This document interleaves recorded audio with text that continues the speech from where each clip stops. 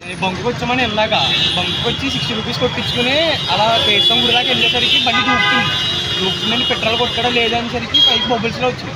ఏంటని చెప్పేసి బంకు దగ్గరికి వచ్చేసరికి ఇంకా అన్నీ వాళ్ళకి సగం 60 రూపాయలు పెట్రోల్ కొట్టించుకుంటే అందులో సగం పెట్రోల్ హాఫే పెట్రోల్ ఉంటే మొత్తానికి సగం వాటర్ ఉంది. అది చూసి ఏంటని అడిగేసరికి కనీసం యాజమాన్యం కూడా మాకు సంబంధం లేదు, మాకు ఎటువంటి సంబంధం లేదు, మేమేం చేస్తామని చెప్పేసి అంటున్నారు.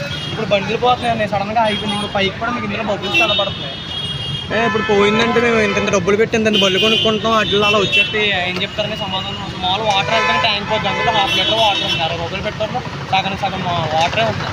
మేము మహా అయితే ఒక 20 రూపాయలు పెట్రోల్ ఉంటుంది అంతే. ఇంకెలా చేస్తే ఎలా జరుగుతుందని అడిగితే మాకేం సంబంధం లేదు, మేమేం చేయలేము, మమ్మల్ని ఏం చేయమంటారని చెప్పేసి అది చాలా రాంగ్గా మాట్లాడుతున్నారు. ఎవరు మాట్లాడారు మీతో? యాజమాన్యం మాట్లాడుతారండి. మమ్మల్ని ఏం చేయమంటారు, ఇప్పుడు మీకేమైంది కొట్టించుకున్నారు కదా అన్నట్టు మాట్లాడుతున్నారు. అంటే ఇప్పుడు బండ్లు పోతాయని 1 లక్ష 2 లక్షలు వేసి కొనుక్కున్న బండ్లు పోతాయి, వీళ్ళు బంకులో కొట్టించుకున్నందుకు జనాలతో ఆడుకుంటే కరెక్ట్ కాదు కదండి.